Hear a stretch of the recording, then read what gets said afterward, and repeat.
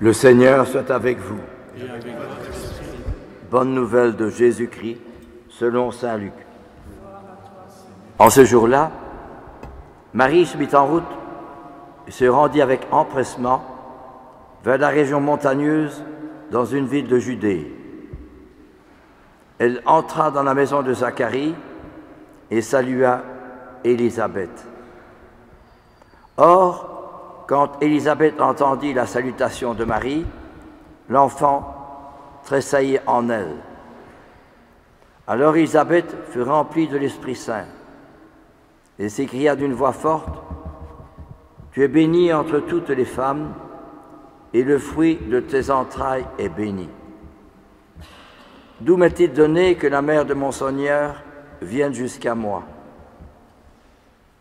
Car lorsque tes paroles de salutation sont parvenues à mes oreilles, l'enfant a tressailli d'allégresse en moi. Heureuse celle qui a cru à l'accomplissement des paroles qui lui furent dites de la part du Seigneur. Acclamons la parole de Dieu. Heureuse celle qui a cru à l'accomplissement des paroles qui lui furent dites de la part du Seigneur. Voilà ce que Élisabeth dit à la très sainte Vierge Marie. Heureuse celle qui a cru.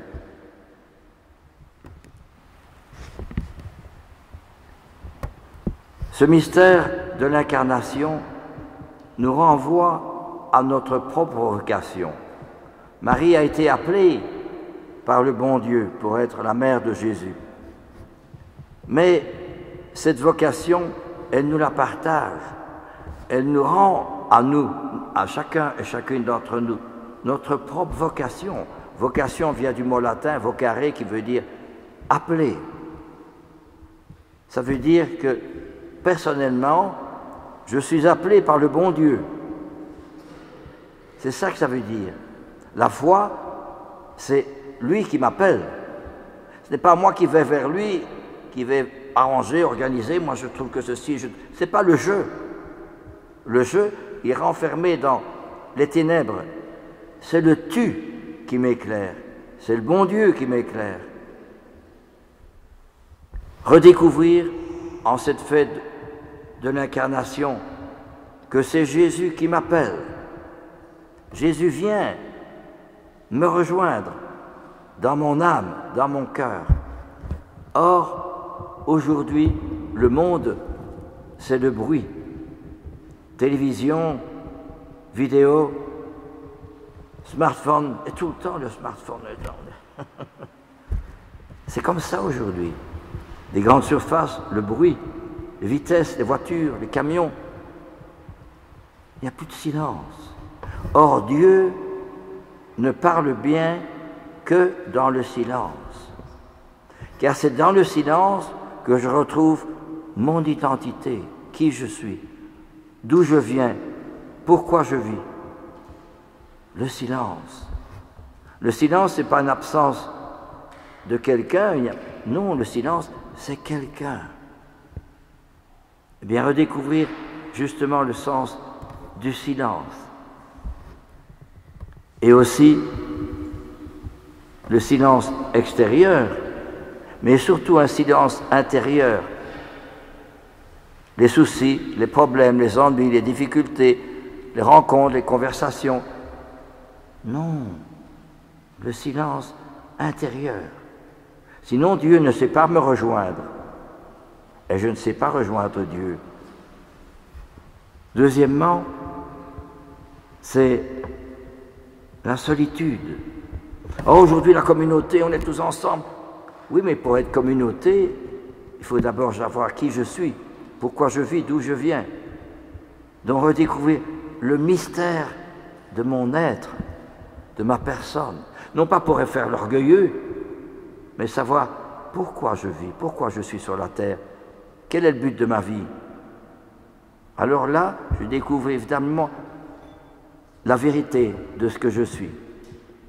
Or, aujourd'hui, on est tellement pris par le bruit et par le monde environnant que beaucoup perdent le sens de leur vie et alors recherchent dans l'autre ce qu'on ne trouve pas en soi. Et comme on ne trouve pas dans l'autre, on va chercher un deuxième, puis un troisième. Et on cherche à s'ébruiter dans le bruit. Dans le film, les publicités, justement, le silence. Deuxièmement, la solitude, d'être seul. On ne peut être communautaire que si je retrouve ma véritable identité. Alors je peux retrouver l'identité de l'autre. Sinon, je recherche toujours dans l'autre ce que je ne trouve pas en moi. La solitude. Troisièmement, plutôt, donc, silence, solitude, l'humilité. Ne pas croire que moi je suis le roi du monde et que je vais changer le monde. Au contraire, Jésus ne peut retrouver que ce qui est humble, petit, pauvre. C'est la vérité de ce que je suis. L'humilité vient du mot latin humus qui veut dire terre. Souviens-toi, homme, que tu es poussière et que tu retourneras en poussière. Quand tu as des décès dans notre famille, eh bien, c'est dur de voir le cercueil en terre. Et c'est ce qui nous attend tous, tous. Où est la vérité de l'homme, si ce n'est pas dans cette relation personnelle entre notre Seigneur et moi-même? C'est ça qui a valeur d'éternité, qui a réalité d'infini et d'éternité.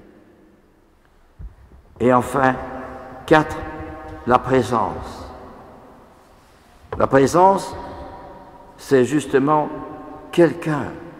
Ce n'est pas mes idées, mes raisonnements, mes activités, mes projets, tout cela, on se réunit, on fait de faire de... Non.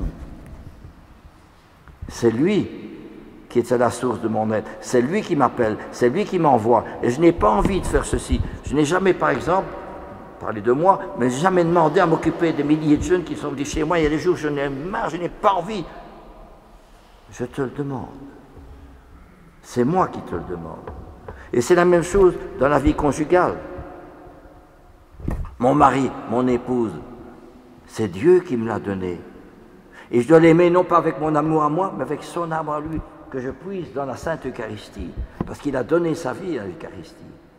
Et il me demande de donner ma vie pour l'autre. Je me souviens d'un monsieur qui me disait « J'ai épousé cette femme parce que c'était une pauvre, une malheureuse. Et j'ai voulu lui faire plaisir et l'aider. » Ça, c'est comme cela, un amour don de soi, un amour généreux. Alors on retrouve véritablement la vérité de ce que je suis et pourquoi je vis. Quel est le sens de ma vie? Sinon, aujourd'hui, il y a tellement d'indifférence et aussi de chacun pour soi et d'esprit suicidaire.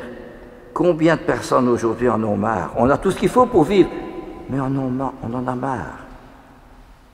Pourquoi? Parce qu'on a perdu ce sens de la vérité de ce que je suis, pourquoi je suis. Silence, solitude, présence de quelqu'un. Alors je redécouvre qui je suis. Il faut du temps, bien sûr, mais c'est la vérité des vérités de ce pourquoi je vis. On a beau regarder des films et courir à gauche, dans un restaurant, les beaux sapins, etc.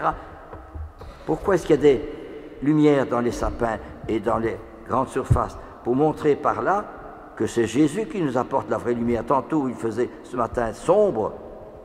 Jésus est la lumière. Être. Et il me donne sa lumière. Non pas mes idées, mes organisations, mon orgueil. C'est lui qui compte. Et pour ça, il faut du temps, justement, du silence extérieur et intérieur, de la solitude, accepter d'être seul avec soi-même. Beaucoup de gens aujourd'hui en ont marre d'être seul avec soi-même. Or, justement, c'est là que je trouve la vérité, parce que notre société ne donne plus la vérité de ce que je suis. On est tellement pris par la publicité, par ceci et ça, le bruit. Qui je suis? Or, la vérité, justement, c'est le dernier jour de ma vie. Parce que si j'ai appris tous les jours à vivre pour le Seigneur et parce qu'il m'appelle, je redécouvre son appel, je redécouvre sa présence, je redécouvre son amour. alors je sais qui je suis. Et je sais pourquoi je vis. Comme la Sainte Vierge, voyez-vous. C'est cela qu'il faut redécouvrir aujourd'hui plus que jamais. Et c'est ce que dit la seconde lecture, qui est très belle d'ailleurs. Voilà. Tu n'as voulu ni offrande ni sacrifice, mais tu m'as formé un corps.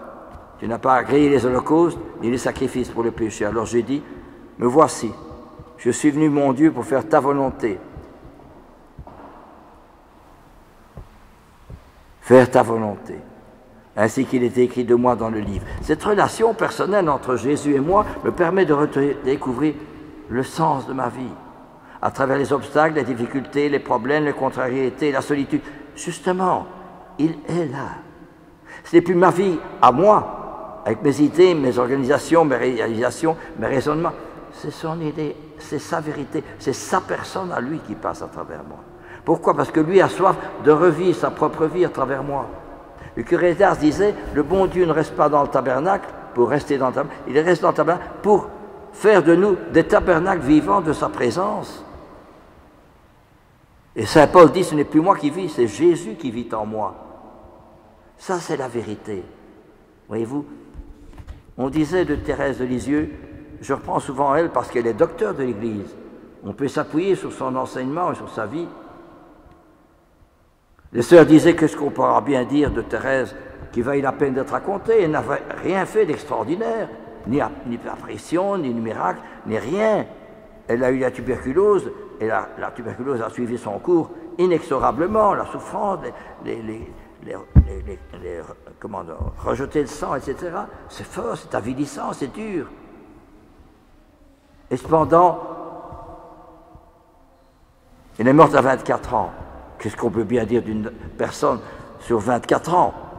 Elle est entrée à 15 ans au Carmel, 9 ans de vie religieuse, mais rien. Et cependant, au Vatican, 20 ans ou 23 ans après sa mort, 500 000 personnes au Vatican pour acclamer Thérèse. C'est extraordinaire. Le paradoxe, voyez-vous, en d'une part la solitude, comme je disais tantôt, le silence, et par ailleurs l'éclatement de gloire, de la gloire du bon Dieu. Notre gloire, ce n'est pas nous, c'est sa gloire, sa lumière, sa sainteté, son amour. Alors oui, nous pouvons dire en toute vérité que Noël vient nous apporter le sens de ma vie. Il m'appelle. Il m'appelle. C'est ça la vérité de ce pourquoi je suis sur la terre. Que je sois marié ou que je sois célibataire, ou bien, bon, il m'appelle. Et je n'ai pas encore dit, il m'appelle, et alors tous ceux que je rencontre, j'ai ma responsabilité devant eux pour témoigner de cette lumière, de cette paix, de cet amour du Christ. J'ai une part de responsabilité. On dirait, oh, le monde va mal, il y a beaucoup de choses qui ne vont... Et moi, qu'est-ce que je fais? Et qui je suis surtout? Les saints ont eu un rayonnement, non pas par ce qu'ils faisaient, ce qu'ils disaient, mais simplement parce qu'ils étaient habités par le bon Dieu. Voilà ce qui nous est demandé en cette fête de Noël, de comprendre cette vérité magnifique de ce pourquoi je suis sur la terre. Cette relation personnelle entre Jésus et moi, plus forte, plus réelle, plus consistante, plus riche, plus durable que le monde environnant. Voyez-vous? Et Thérèse a eu un rayonnement extraordinaire après sa mort, alors qu'on disait qu'est-ce qu'on pourra bien dire d'elle après sa mort. 500 000 personnes au Vatican, pourquoi? Pour publicité? Rien du tout. Parce que son rayonnement vient de son silence et de ce que dit l'Écriture. Tu n'as pas voulu ni agréer les sacrifices et les offrandes, alors je suis venu pour faire ta volonté. Entre Jésus et elle, une relation personnelle. Le cœur de mon époux est à moi seul, et le mien est à lui seul, et je vis dans la solitude de ce délicieux cœur à cœur, dit la petite Thérèse. Qu'en est-il de moi? Qu'en est-il de nous et de chacun et chacune d'entre nous? Je communie, mais quelle est l'influence du Christ dans mon cœur, dans ma vie, dans mes événements de ma vie? Et je suis le premier à battre ma coupe, je n'y crois pas assez. Et c'est ça qui est la vérité de Noël. Jésus a soif de revivre sa propre vie en moi et d'être habité par sa présence. par sa lumière, par son amour. Amen.